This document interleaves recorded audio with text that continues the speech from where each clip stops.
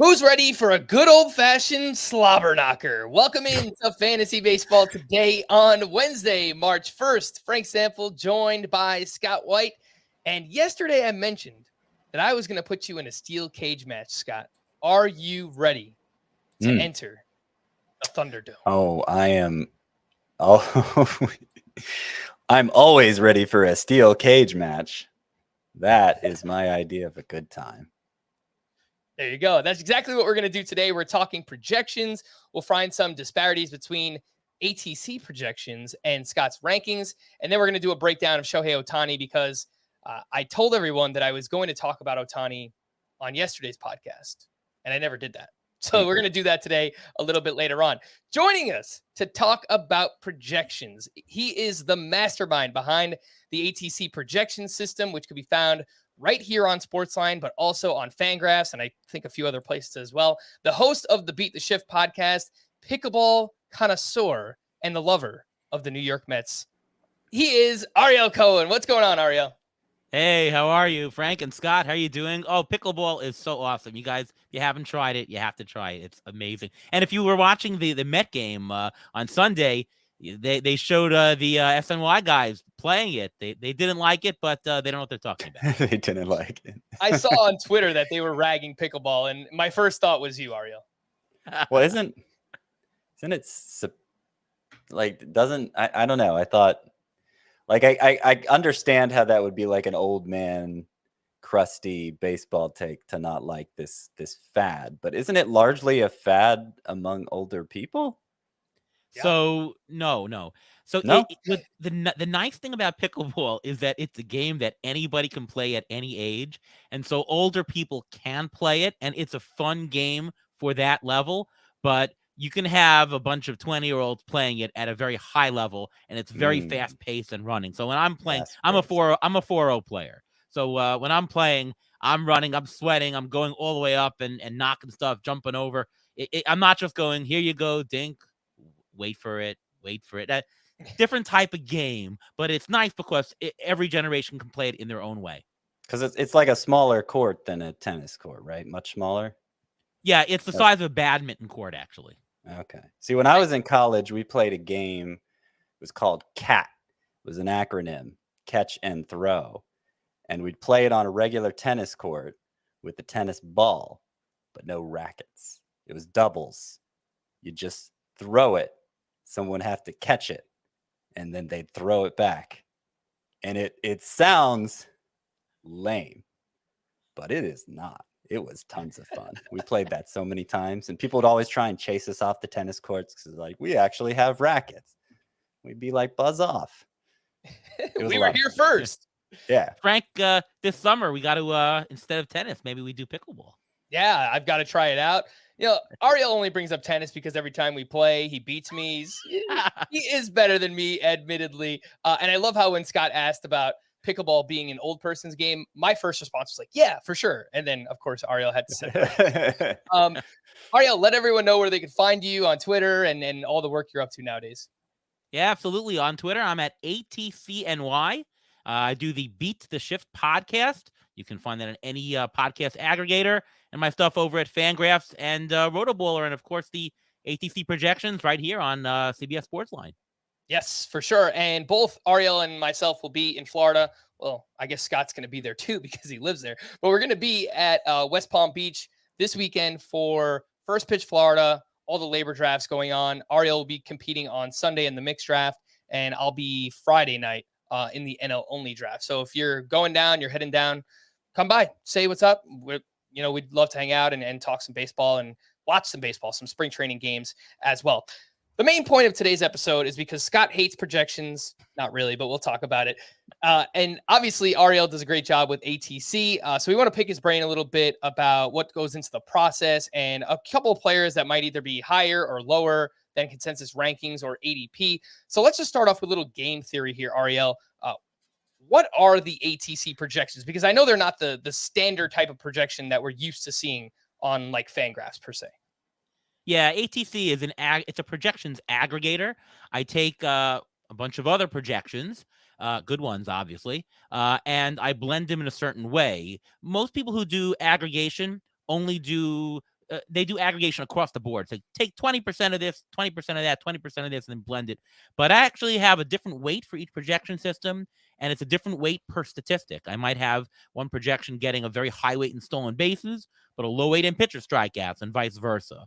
And when you do that, because it's a smart blend, it really takes the best of everything, and it minimizes bias. It's a great long-term bet.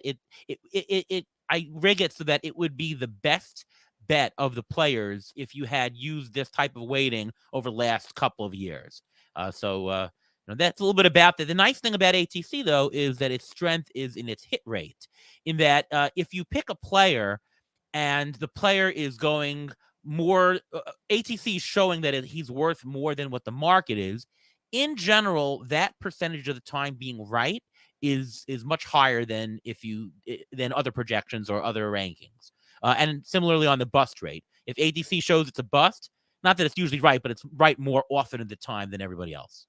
Gotcha. And what is the best way, in your opinion, to utilize ATC projections for fantasy baseball purposes? Because on Fangraphs, I know they have an auction calculator, and you could choose whichever projection system you want, and then it will take those projections and turn them into auction values, or basically another way to say rankings, I guess you could say, for each position, and you could use those throughout your draft. I mean, are there any other ways that you've noticed using the ATC projections within a draft?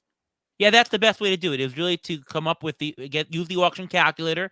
Really, it's very customizable to whatever your league does, the rules, the categories, is it points, whatever it is, and get that out. And I think the most important thing, though, is then to match it against the market. So take the rankings from ATC, take the ADP that you can get from another source, either from Fantasy Pros or from the NFBC, or wherever you're drafting is probably the best one. And compare it, and it'll really bubble up to the top where ATC is much higher than anybody else. And those are the players that you might want to consider more if they're much higher than the market. Now, obviously, most of the time when I say that Scott hates projections, he doesn't actually hate projections, but there are certain people, Scott, that they live and they die by projections. So I just want to open it up to you to explain yourself. What is your reasoning for, obviously not hating, but maybe going against the grain when it comes to projections? Yeah, I think the most contentious way I've put it in the past is I don't believe in projections. Ouch. It's right there, man. Come on. And it's obviously more complicated than that. I say that as a way of creating ire, and obviously projections can serve a purpose. I don't think they serve me that well, because I have the luxury of time. I mean, I'm paid to do this, and a big part of the work I put in the off season is reviewing every player individually and coming up with my own rankings independent from projections. If you don't have that sort of time, then obviously projections could make a great shortcut for helping you develop your rankings. But there's a reason why people's rankings differ from other people's rankings. And I am one of the people who's tasked with coming up with their own rankings. So it's almost like a disservice if I were to lean on projections in that way. Now, obviously, as I'm putting together my rankings, I'm reviewing players' past work. I am looking at skill indicators, assessing playing time situations, and coming up with a rough idea of the kind of stat line I see them producing. So in a way, that is projections, you could say. I'm not putting a very specific number on it, and I don't even want to think of it in terms of a specific number, because I want to think of it as, the likelihood of different scenarios coming into play, best case scenario, worst case scenario, how likely each of those is for this particular player. O'Neal Cruz being a great example this year, a real boomer bust type.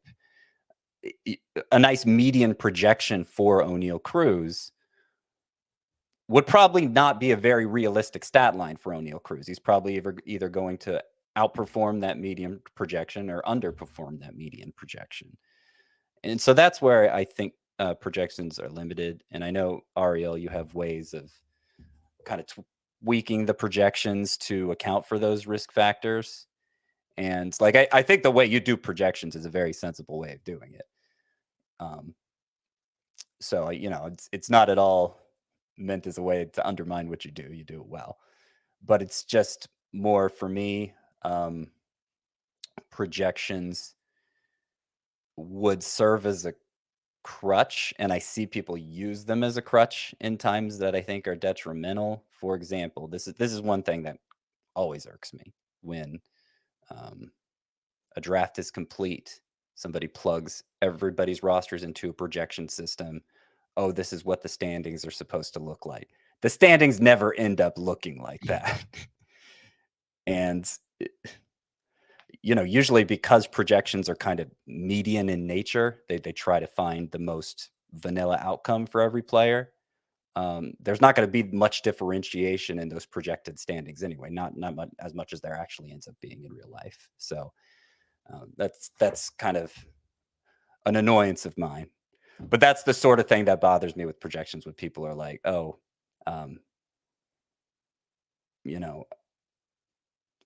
projections say I'm going to finish 8th in home runs.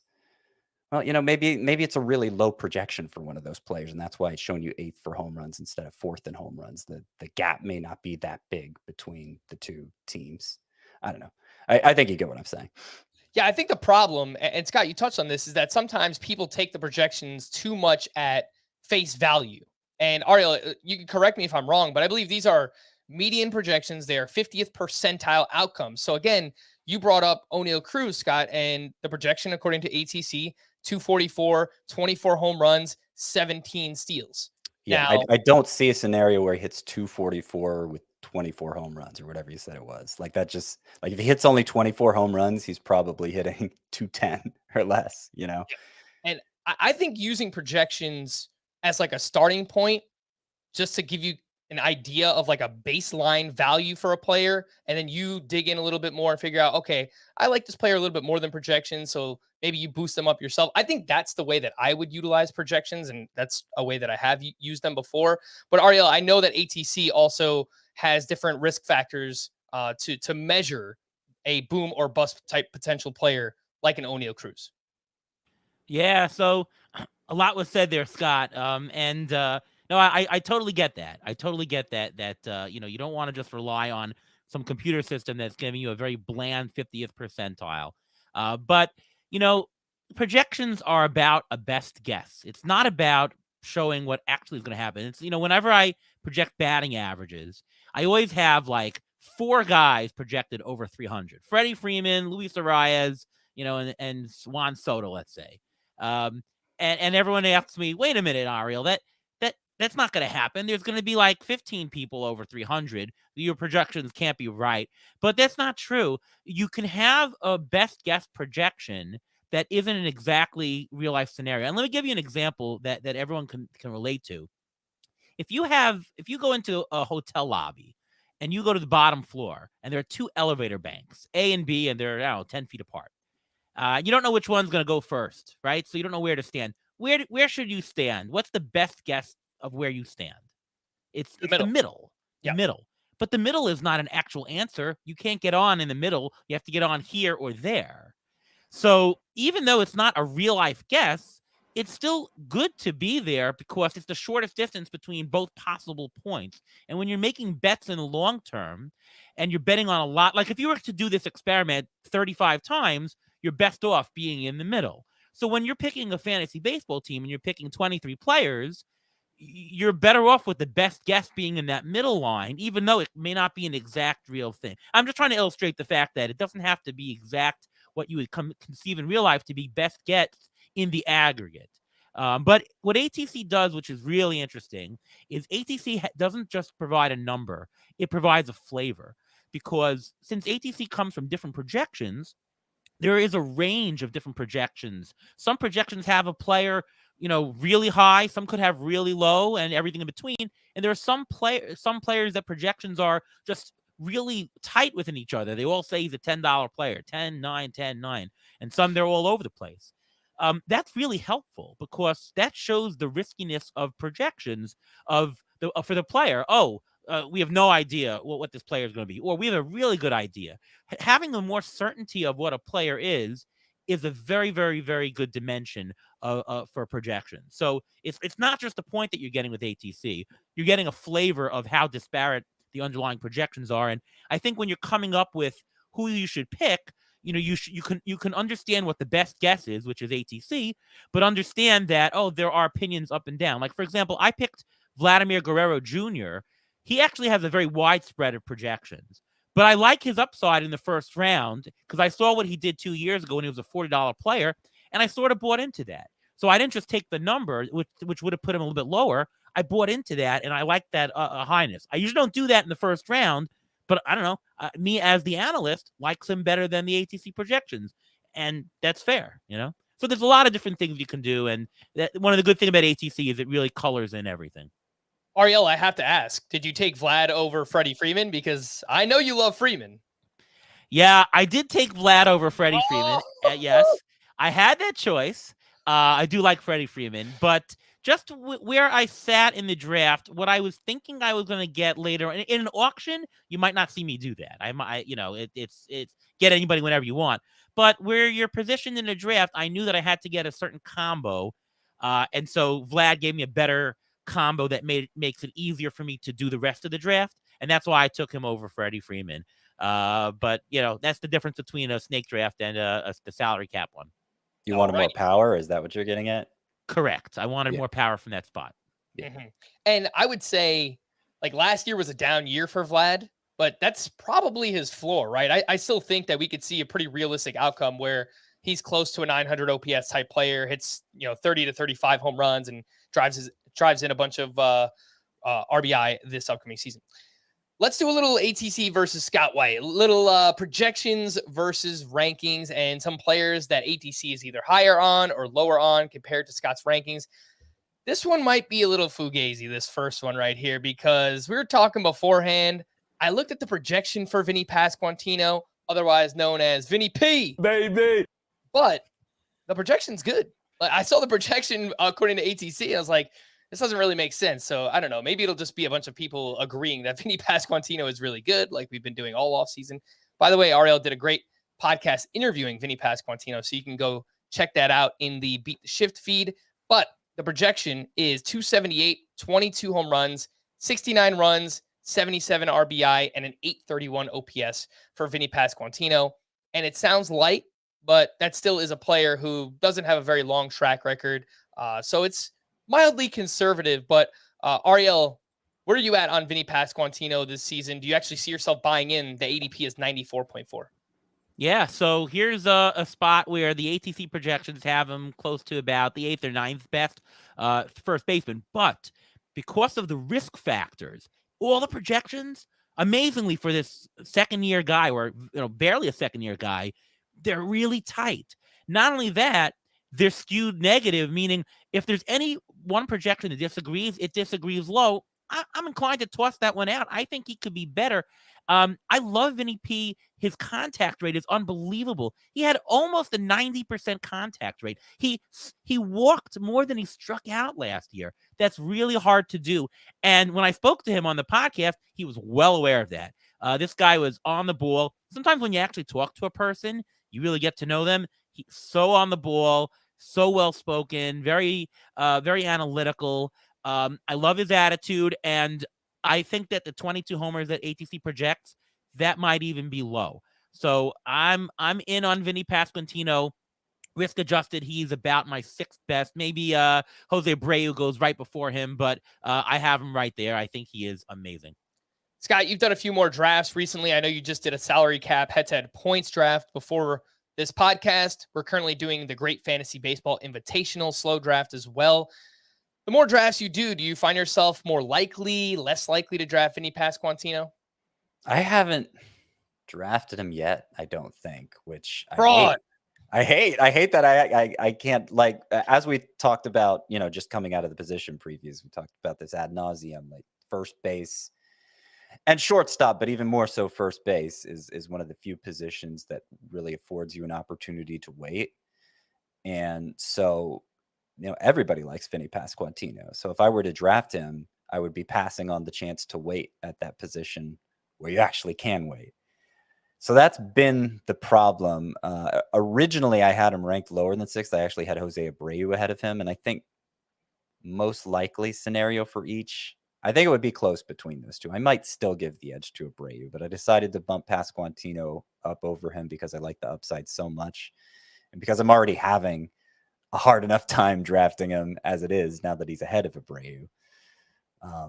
So, that's the sort of thing that you can work into rankings a little easier. I mean, I don't know. It sounds like Ariel still applies enough of those subjective measures in with his projections, but you can sort of game your rankings to suit your experience, if that makes sense. And it doesn't have to be strictly, okay, I think this player is going to be better than this player. And, it doesn't have to be that strict. Yeah, and by the way, I find myself less inclined to take Vinny P, just like you, in a snake draft because of the fact that there are some good values later. And I like the guys on top, as I've mentioned before. In a salary cap draft, I'm probably more inclined. So it really depends on the setting. I agree with you on that. All right. Well, we've got a bunch more players to get to, but first, let's take our first break here on Fantasy Baseball Today. Welcome to the Split River High Afterlife Support Group. Everyone calls me Maddie. How'd you die? Police are considering this a missing person investigation. They found the blood all over the boiler room. Oh, you were murdered. Welcome to the club. I need to know what happened.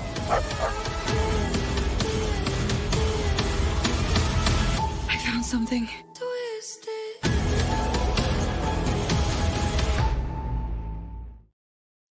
Welcome back into Fantasy Baseball Today. The gauntlet rolls on. Frankly, these guys are being a little bit too nice to each other. I don't know. I wish there was a little bit more shouting, yelling going on. Like, let's get angry here, man. Maybe we'll do that over Thairo Estrada. Probably not. According to ATC, the 10th second baseman in value is Thairo Estrada. He's 20th in Scott's rankings, and the projection has Thairo Estrada at a 260 batting average, 14 homers, 69 runs, 58 RBI, and 17 steals over 136 games. And Scott, me personally, I'm closer to you as well. I have Thairo Estrada as a bust this year because, A, I don't buy the power. He had 14 home runs last year. The home run to fly ball ratio, 12% on just a 4.4% barrel rate. So I don't really trust that. And big splits, much better against left-handed pitching. We know the Giants are very platoon happy at times. So if he gets off to a slow start against righties, is he assured playing time? I worry about those two things specifically for Thairo Estrada. Yeah, I worry about those things too. And part of the reason I think there is such a disparity is this is the sort of player projection systems struggle with the most because there's not really any sort of track record here. They're just going off the 1 year that Thairo Estrada became a fantasy asset. So 1 year wonder who did it at age 26. Nobody really saw him coming. And his 1 year that we're basing this off of, he had barely had a 700 OPS. He had 260. He wasn't a standout in any one category. He just managed to get enough home runs and enough stolen bases that it made him worthwhile. So I think he is walking a very, very narrow line here. And ultimately, I just don't believe in him enough to invest in him anywhere close to last year's numbers. So that's why I'm so much lower on him. The good news, Ariel, is that if someone does like Thairo Estrada, he's not going that late. The ADP isn't terrible at 185. The problem for me, again, is he's going the same draft position as Jonathan India, someone I like on the bounce back. He's going ahead of Ketel Marte, someone I do think has more established skills than Thairo Estrada. Where are you at personally on the ATC projection of Thairo Estrada? All right, so I'm a little bit lower than what the projection shows. And, if you look on roster resource on Fangraphs, it's showing he's the leadoff batter or so. I don't believe that. Look what the Giants did last year. And we know the Giants platoon guys, up the wazoo. They did not have him batting regularly in first. So I believe that the playing time that is ATC shows probably a little bit too high. He's not even a good defender, by the way. That would reassure me if he was, but he's capable of playing shortstop, but not very well. Yeah. So I do some manual edits, and I took down the playing time a little bit. It was actually even higher than this. I mean, the projections on Fangraphs have him like 530 at bats, quite a lot. I don't even buy the 500 or so that ATC is giving, and so that's why I'm less convinced as well. But the batting average of 260, I fully believe, because his contact rate is awesome. The stolen bases, he had 21 last year. I don't see why that would not continue given the same amount of playing time. Power was, I agree with you, probably a little bit high. But the overall counting numbers, I think that if he plays the number of at-bats that ATC gives, I think that is his value, and he's a bargain in the market. I just don't believe all the playing time because of the Giant situation. So I'm not too far away from what ATC shows here, but I'm a little bit closer to you guys, I would say, than the numbers actually give. All right, let's move over to two more hitters here. And I'm going to group these together because I think they're kind of similar in that they're kind of boring players. And I think projection systems like boring players, specifically ones that provide good batting average, right? So Alek Bohm is projected to be the 11th best third baseman according to ATC. I think that says a lot about the third base position as well. He's ranked 21st for Scott. And then Alex Verdugo is the 34th ranked outfielder by ATC projections. He's 52nd for Scott. And these are for 5x5 roto category rankings. Verdugo is probably a more reliable player in a points league format. Ariel, correct me if I'm wrong, but again, these are two players that have safe playing time, and they're both projected for a 277 batting average or better. So I think just the fact that they're on the field as much as they are and providing that type of batting average, that the counting stats just kind of come along with it. Would you agree with that for both Bohm and Verdugo? Yeah, I agree with the projections here. I think these are fantastic buys of players. What I think people have struggled seeing why they're so valuable are the runs and RBIs. When everyone looks at projections or looks at numbers, how many homers is this guy going to have? Or what's his batting average? Or what's his stolen bases? Well, in a 5x5 roto league, 40% is runs and RBIs. Alek Bohm is going to have a lot of RBIs on the Phillies. He had 72 last year. Alex Verdugo is probably going to lead off. He's going to score a lot of runs. I mean, just to give you a feeling for Verdugo, he only scored 75 runs only last year. The year before that, 88. The year before that, he was on the pace of 97 in the short season. So this is a runs machine. People don't realize just how valuable that is late in a draft. It's hard to get almost 100-run players with a sparkling 280 batting average. So I believe all these projections. I think that people just don't understand the value of him, even if they only hit 15 homers and 5 steals. And about Alek Bohm, I actually think he's going to have more than the 15 homers projected. I think he has a 20-homer upside. I don't think he's tapped into his full thing yet. He's 26 years old, so he's coming close to the big power age. So I'm fans of both these players. I totally am online with this. And hey, if people are gonna not take him, I'll be there. I'm mildly interested in both of these players as well. I mean, it's not easy to find batting average at this point in the draft. They're going right around picks 200. And I kind of agree with Bohm. I don't know that we've seen the best yet. He hits the ball really hard. He did a better job with launch angle last year. And he hit a home run the other day in spring training. I was watching that game. The broadcast mentioned that Bohm added 5 to 10 pounds of muscle this offseason, and that Rob Thompson wants Alek Bohm to pull the ball more. And we know that is much more conducive to power. So maybe there is another step for Alek Bohm here. Scott, these two guys are kind of boring. I just feel like Verdugo is someone that you'll just be like, he doesn't give me power. What is he going to give me? Last year, he provided $10 in a 12-team league. He finishes a 30th ranked outfielder in Roto. So you just don't even realize it, but he plays every day, and those counting stats slowly add up. Well, and another thing you have to keep in mind is my rankings are optimized for 12-team leagues, where it makes less sense to invest in boring because boring is available on the waiver wire usually. Now, if you're playing in a deeper league, a 15-team league, that's less the case, and you might want to play it a little safer with your late picks. For what it's worth, I mean, you say Alek Bohm is worth investing in late for the counting stats and the batting average help. Well, if he was actually going 11th among first basemen like ATC suggests he should, then he wouldn't be a late round pick, you know? So I would say like the user preferences have made it so he's worth taking rather than, if he was, if everybody just ranked off projections, he'd be worth taking.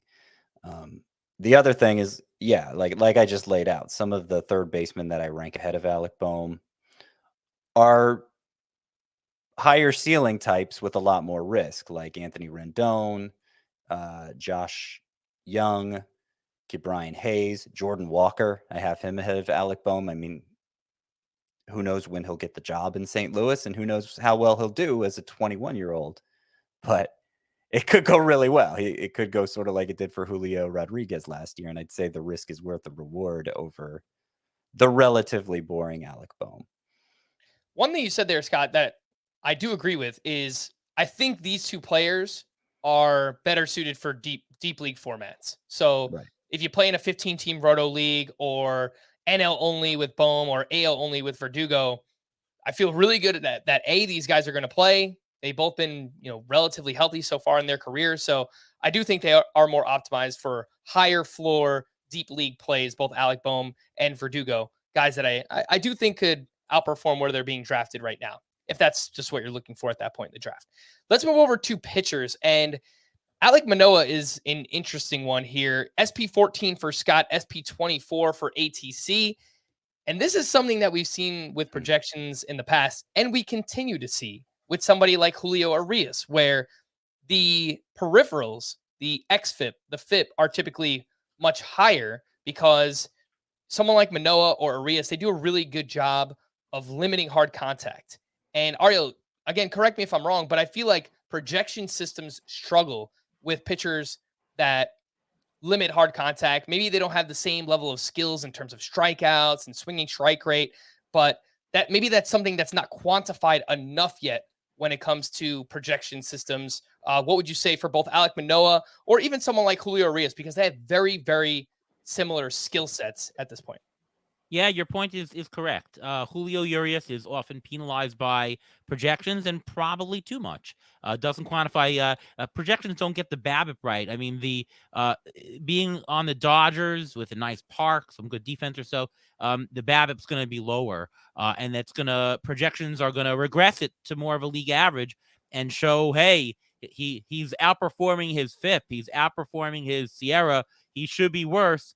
And he never quite makes it. Now, maybe it's just, you flip a coin 10 times and he's the guy that it all turned up heads, maybe. But I think there is something to it, the fact that he beats it. Alek Manoah, also, it's very possible the same way, but different than Urias, though.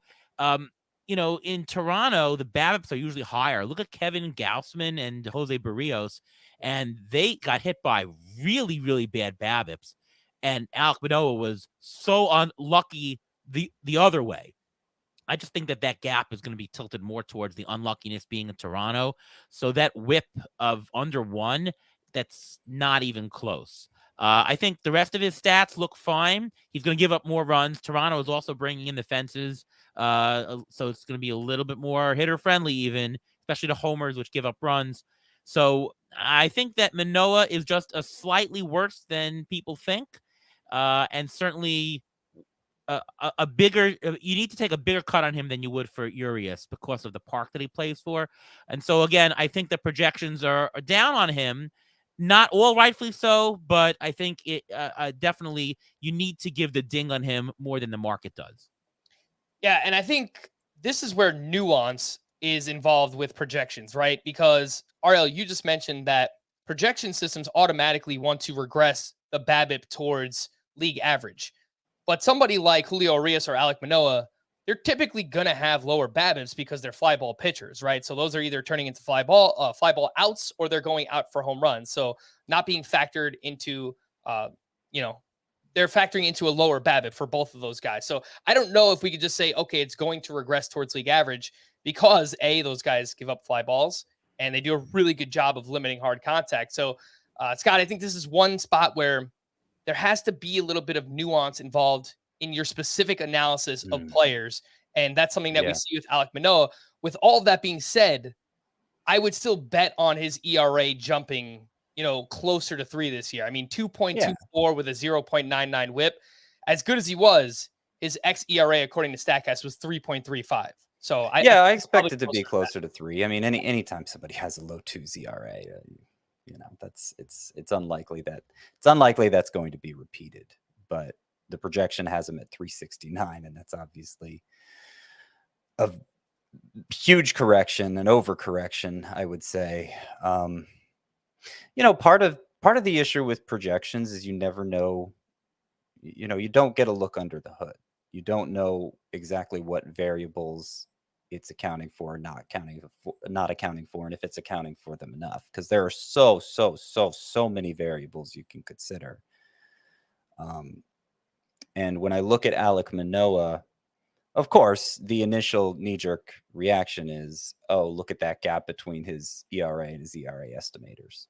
But then you consider, okay, he's done it 2 years in a row. He is a fly ball pitcher during a time when it's becoming a beneficial thing to be a fly ball pitcher, especially if the contact isn't especially hard. During the juice ball era, a lot of those not even especially hard hit fly balls would turn into home runs, but that's not happening anymore. They're just turning into outs, and that's a good way to beat your projections. So I think Alek Manoah fits that to a T. Plus, Toronto over the past couple of years has been less homer prone. Like the venue itself, it's become slightly leaning toward pitchers, and they've made some adjustments. Maybe that'll change, but I think Alek Manoah's skill set is pretty solid at this point, and we saw him strike out a lot more hitters during his rookie 2021 season. So I think there's more chance that the strikeouts improve than that the ERA blows up to near 4, like some of these projection systems are saying. I'm higher on him than most. I think I'm looking at NFBC ADP here. He's 19th among starting pitchers. I have him 14th. ATC has him 24th. So his going rate is kind of splitting the difference. But I kind of see Alek Manoah as another Shane Bieber. I expect them to have similar numbers this year.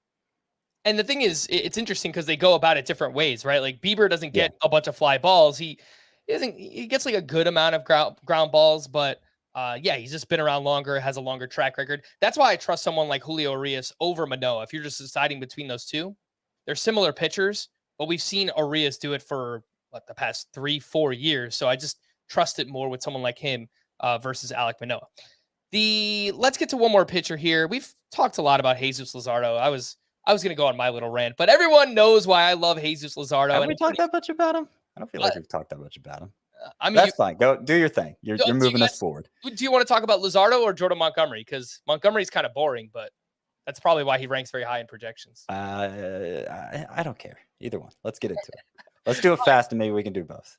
All right. Well, let's talk about. We'll start. You know what? I'll throw them both your way. And Scott, we'll start with you. Jordan Montgomery, SP 43 for ATC. He's SP 64 for you. Basically, the inverse for Jesus Luzardo, where Luzardo SP 63 for ATC projections and SP 40 for Scott. Jordan Montgomery last year had a great season, basically career best across the board. He's now part of the Cardinals, where he got better as the season went on once he got traded there, changed up his pitch mix a little bit too. Again, I think this is one where Jordan Montgomery is just kind of boring and he's solid. And maybe, Scott, you're not selling out for boring or solid in your rankings, but obviously the projections are going to like someone like that. And then the inverse, I think the projections are lower on Luzardo because they typically look at 3-year averages, and Luzardo was really good last year, but he was a train wreck before that. So it kind of makes sense in my mind why projections will devalue him. Scott, I'll give you Jordan Montgomery. I'll give Luzardo to Ariel Cohen. Why are you so low on Jordan Montgomery? Yeah, maybe it is a situation where they're just seeing him as safe and reliable, and safe and reliable, particularly if you're talking a 12-team context, as I said with Alec Bohm, that's a losing strategy in the mid to late rounds of drafts. I think early on, yes, you don't want to whiff on those picks because you need a big return from them. So, don't sell out too much for upside early, but later in the draft, you should routinely be selling out for upside. I suspect, just looking at histories of these pitchers, Jordan Montgomery would be preferred by projection systems to like a Hunter Green or a Kodai Senga, or do they prefer Luzardo? Yeah, they do prefer Luzardo slightly. Dustin May, I would guess. I don't really know. I'm just saying, like, I could understand, given the history of these pitchers, if it's looking for a median outcome for all of them, it would say, okay, Jordan Montgomery's looks better. But we know Jordan Montgomery isn't going to get better than this. I say that slowly because I think there is still a contingent of fantasy analysts out there that does believe Jordan Montgomery has another gear in him. His swinging strike rates have always been higher than the output. And he just, there are few like things he does in the underlying numbers that suggest, okay, this guy's better than we've seen so far. But he's been who he is for long enough that I think it's kind of foolhardy to hold out for that still. So I'm fine with him as a rotation stabilizer late in drafts, but I wouldn't want to invest in him beyond that. Yeah, you mentioned some names, Scott, and Montgomery, SP43 according to ATC, ahead of Dustin May, ahead of Nicola Dolo, Kodai Senga, Grayson Rodriguez. So yeah, a lot of upside types there. Younger, so you can understand, yeah, in the right context, why you'd want to sell out for the upside rather than invest in Montgomery. Ariel, talk to me about Jesus Luzardo, because last year he broke out. The velocity was up. He's got those filthy secondary pitches for the Marlins. So, wins are probably going to be hard to come by. But in terms of skills, he was great last year. Wasn't really great before that. Yeah, on a per-game basis, Luzardo is fantastic, and I agree. He had 100 innings pitched last year. That was his most ever.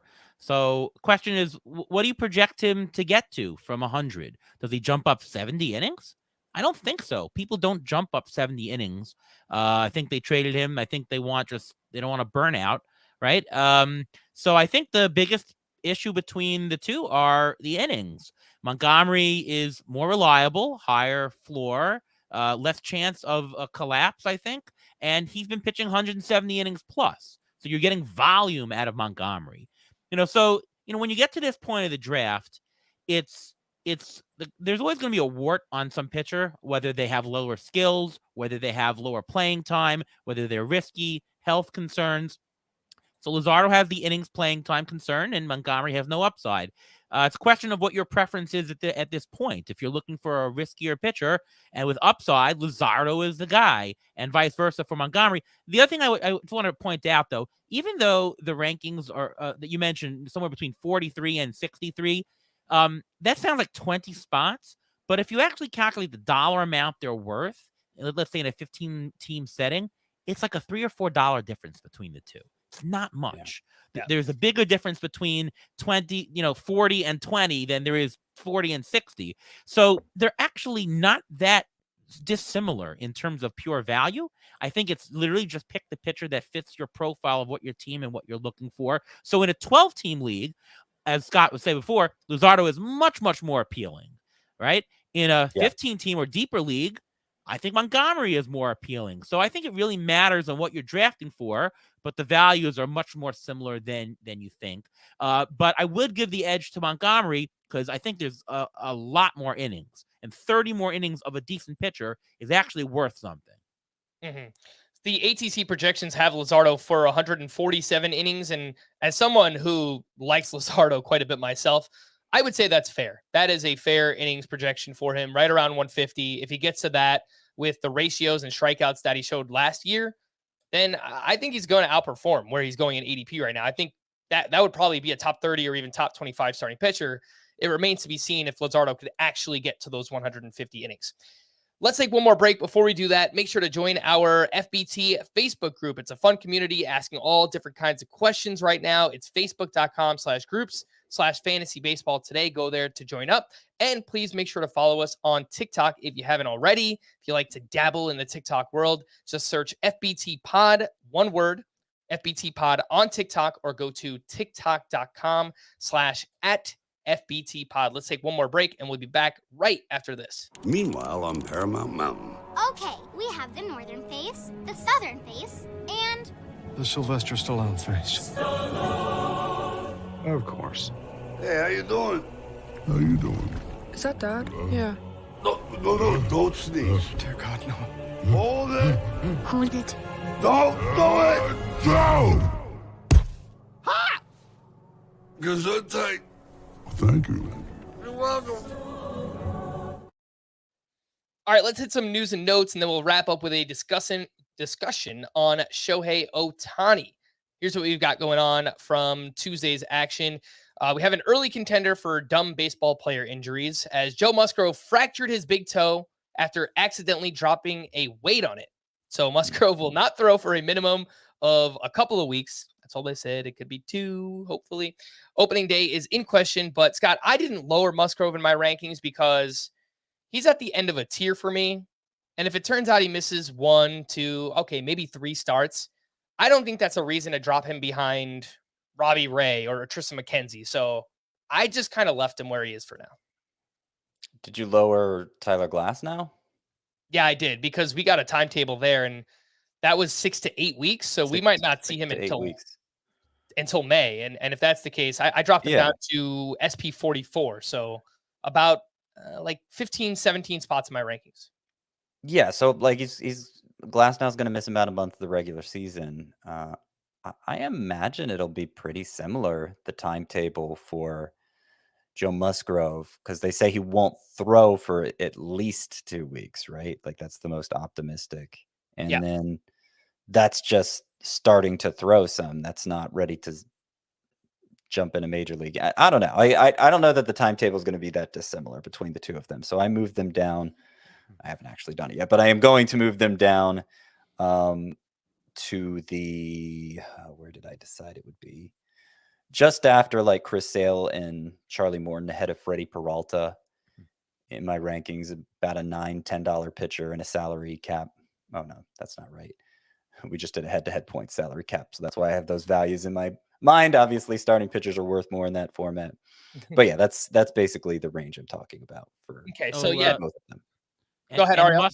I think Musgrove is very different from the Glasnow injury. This is just a stupid injury, a dumb injury, as you call it, with the toe. There's no effect on any of the rest of the body, really. And, you know, the big knock on Musgrove has been fatigue in the second half.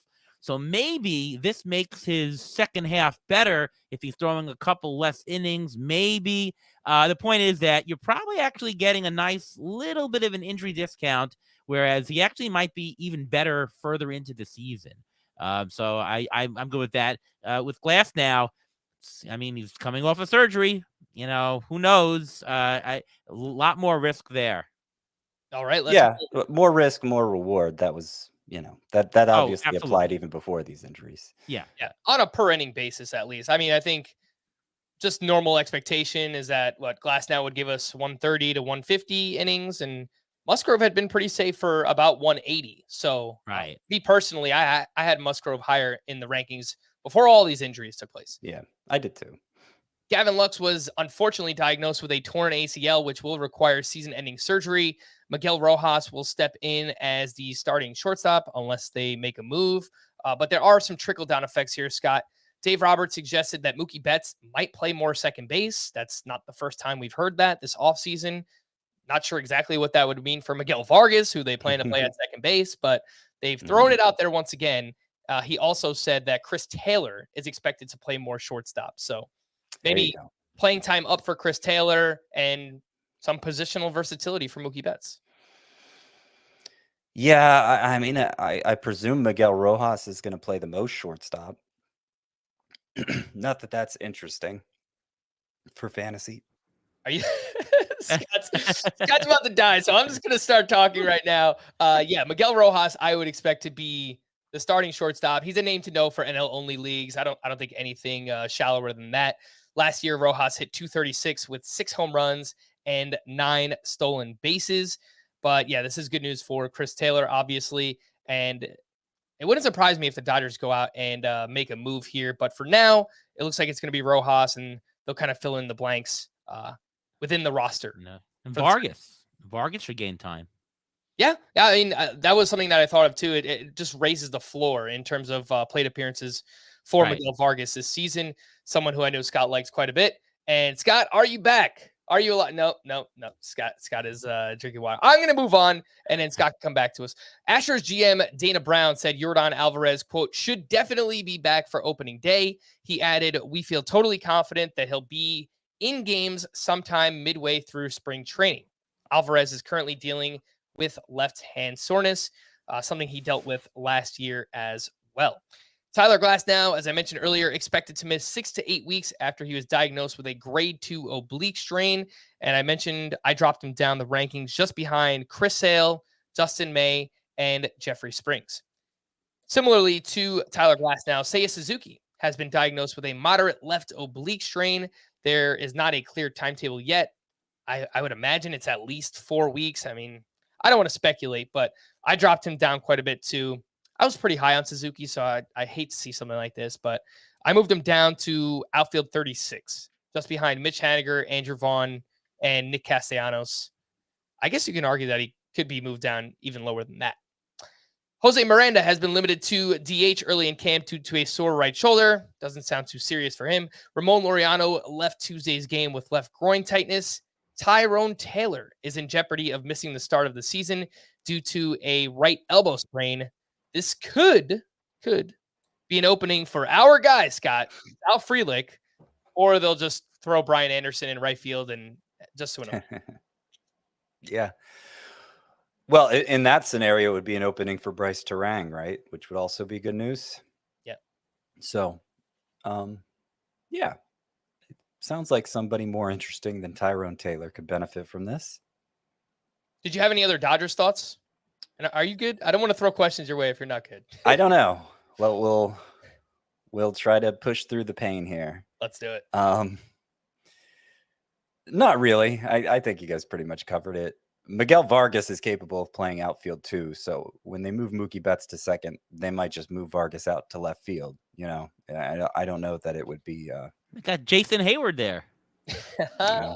He might be playing a lot. Like, they don't have many outfield options to begin with. Their main ones are Mookie Betts and Chris Taylor, who they're talking about having to play on the infield now, both of them. So I'm sure. I know you're kind of joking with the Hayward comment, but I think there's a good chance he ends up playing a decent amount regardless. I know I'm not breaking any news here, but I kind of think the Dodgers are not going to be as good as we've seen in years past. I mean, they've just kind of thrown together a hodgepodge of, look, they still have Freeman and Betts, so I don't want to, downplay them, but I mean, we've got like J.D. Martinez. They're going to make the playoffs. They're going to make Peralta, the playoffs. like, I don't know. They're not as good as we've seen in years past. Right. I think that's my takeaway. Right. They might not win the division. They might still win the division, but they might not. They might. But I think they're going to make the playoffs pretty easily. Some spring training highlights from Tuesday. Twins second base prospect Edouard Julien hit a double dong. Both of those were over 106 mile per hour exit velocity. Kyle Bradish, someone who we mentioned last week, 2 weeks ago, as a deep sleeper. He's kind of an industry darling right now. His velocity was up 1 to 2 miles per hour on each of his pitches. So definitely something to monitor with Kyle Bradish. Jose Barrios' curveball spin rate was up 262 RPM compared to last year. Okay. I mean, we need something to get excited about when it comes to Barrios. Chris Bassett's sinker was down 4 miles per hour. Ariel Cohen, I know it probably makes you feel pretty good. The Mets didn't bring him back. No, I don't. I don't wallow in the failures of others. And it's not the season yet. We'll see. But yeah, I'm down on Bassett this year. I think that he's not going to see the success that he had last year. But good luck to him.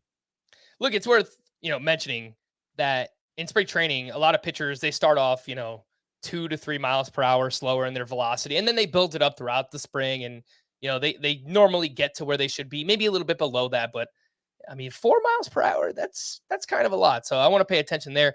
Noah Syndergaard pitched well, but I saw a tweet that he was sitting 90 to 91 miles per hour with his fastball. And this comes after recent reports that his velocity was up compared to last year. So, well, and it was last year when it was way down. It was way down with him averaging 94 on it. Yeah. So it's even So sad. further down now. Crazy. And it is early in spring training, and maybe he'll pick up velocity, but he was supposed to be working with drive line baseball to regain velocity. Like, it's not like he was sitting on his hands this offseason. So I don't know. It's not an encouraging sign. And I know you like him a lot as a sleeper, Frank. I was warming up to him too, but this is alarming. Yep. Not great there for Noah Syndergaard. Let's wrap up with a discussion on Shohei Ohtani for fantasy. And just a reminder that if you play in daily lineup leagues where Ohtani is one player and you could reap all of his rewards, you can play him as a hitter, as a pitcher on the days that he pitches, then he is the number 1 overall pick. He is a cheat code in that format. Don't overthink it. On CBS and the NFBC, Ohtani is one player. So you have to decide whether to use him as a hitter or a pitcher in weekly lineup leagues. And I would say 90% of the time you're using him as a hitter, but it is a great luxury to have just in case. Maybe you wind up with an amazing offense and you just need pitching every now and then. You have that luxury to use Shohei Ohtani in your pitcher spots. I saw a report this offseason that Ohtani's going to pitch every 6th day instead of 6th game. I don't know how that exactly would work out, but if that's the case, he could have 2 start weeks in weeks where the Angels have 7 games. So just going to throw it out there. Let's break them down. Hitter versus pitcher Ohtani. The hitter, last year, he hit 273, 34 homers, 90 runs, 95 RBI, 11 steals. It's crazy to say, but he actually declined in all of his categories except for batting average from the year prior in 2021. He did lower the strikeout rate by a lot. He went from 29.6% to 24%. Still crushed the ball. And Ohtani was one of those hitters last year, Scott, that got off to a slow start. From May 1st on, a 901 OPS for Shohei Ohtani. What are your expectations for the hitter Ohtani here in a contract year? I think he could get closer to his 2021 numbers than what we saw last year. I mean, last year was good enough to justify a late first-round pick in 5x5 scoring. But if he's certainly fast enough to double his steals total from 11 to over 20. We've seen him do it before. It's only going to be easier to steal bases this year, as we've pointed out many times.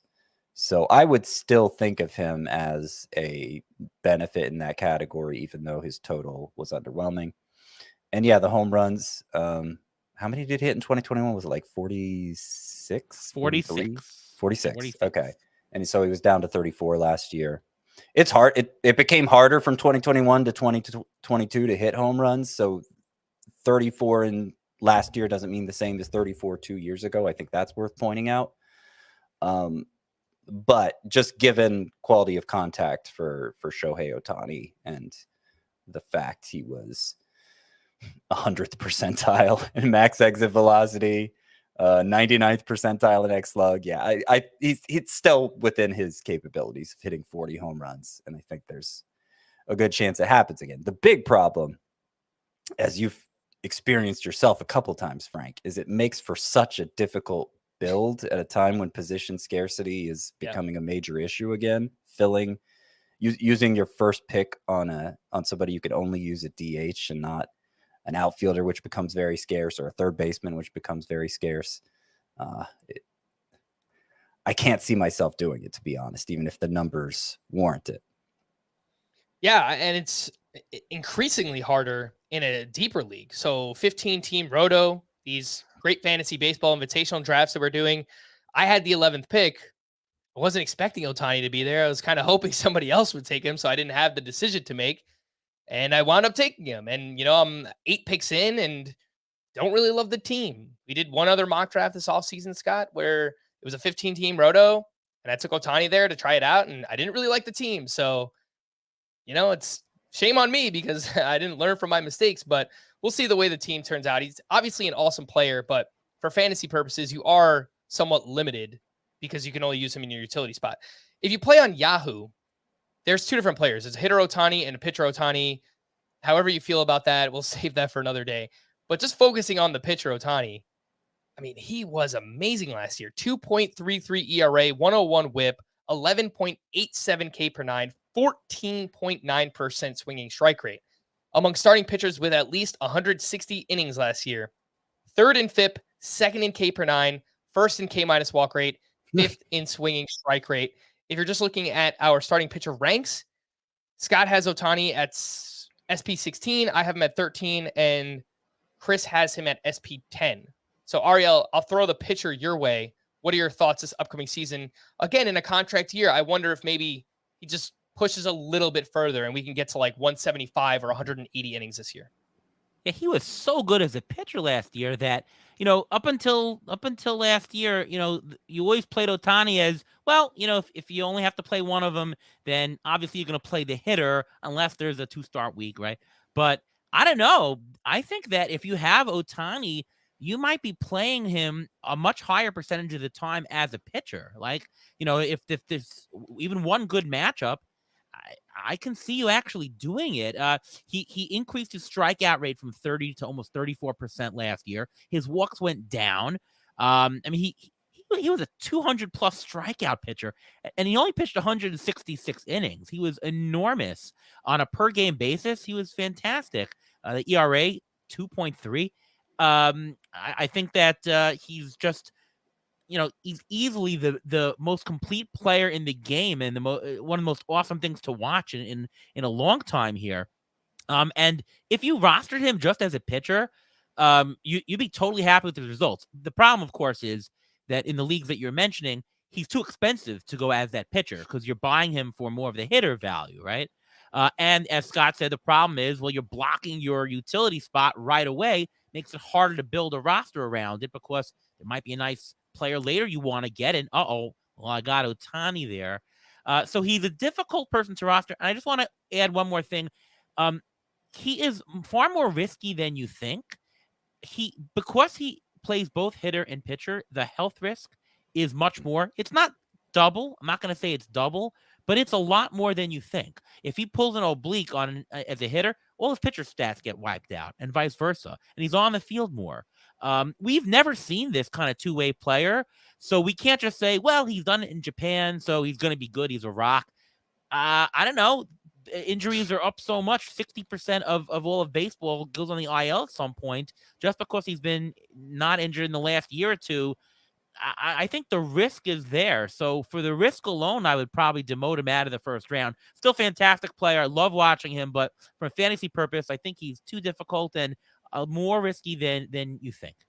I agree with you wholeheartedly in terms of the risk.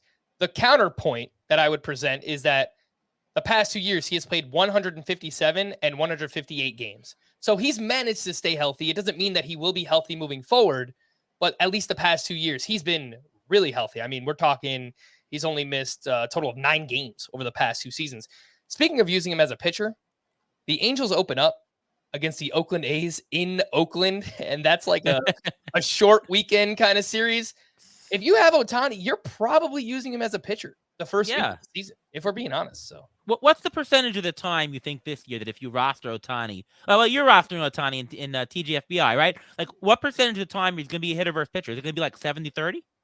I don't know. I mean, that is a great question, and we're about to find out because he's been a good pitcher before. He was never as good as he was last year. So if he is that pitcher again, I think I'm going to consider it more than I ever have. I had him 2 years ago, and as like a round 11 pick, and he was awesome. I never took him out as a hitter, but I think it's probably going to be closer to at least 75-25 in favor of using him as a hitter. Yeah, I mean, I think sorry. I think it's going to end up being less than you think. And like, I wish you could use him more as a pitcher because he's a fantastic pitcher. I mean, he's a Cy Young contender, but he is a first round caliber bat, even with the most unfavorable eligibility of all. And at a time when hitting is becoming harder to find relative to pitching, unless you just ended up with a really stacked lineup and a lot of deficiencies on your pitching staff. First of all, you should probably consider trading Shohei Ohtani if that's the case. But if you don't wind up in that situation, I think you're just going to need the hitting stats so much more. And they're going to be, relative to other hitters, better. I mean, if you have a top 3 pitcher, or FP 1, 2, or 3, and you have Ohtani as a hitter, and they get injured, I mean, the waiver wire, especially in a deeper league, is so awful for pitchers. And because of the new DH in the NL, there's actually a little bit more richer hitter. Thing you might say, you know what? Let's use him as a pitcher for the next couple of weeks while my FP2 is out, and I'll pick whoever to fill in the blanks on the hitter side. Otherwise, I have to pick up some terrible Eric Fetty type and risk having my ERA dumped. So it might actually result that you're going to play more pitching because of injury, because of his flexibility. So I agree with you that all things being considered, nobody gets hurt. You're going to play him as a hitter most of the time, but I'm just thinking about what could happen. I think it's going to be more often than you think that you're going to have Ohtani the pitcher, which is not a bad thing, by the way. He's pretty good. Or maybe if you're just a dingbat like me and you didn't draft enough pitching, you might have backed yourself into a wall of playing Ohtani as a pitcher at this point. He is Ariel Cohen, the mastermind behind the ATC projections. Make sure to follow him on Twitter at ATCNY. Make sure to listen to his podcast, Beat the Shift, as well. Ariel, thanks as always, man. Appreciate you coming on. Oh, it was great to talk to you guys, and happy draft season. Yeah, happy draft season indeed. Again, if anyone's out in Florida this weekend, if you're down there for first pitch, come hang out, say hello to Ariel and myself, and we'll be happy to hang out. For Scott and Ariel, I am Frank. Thank you all for listening and watching Fantasy Baseball today. We'll be back again tomorrow. Bye-bye.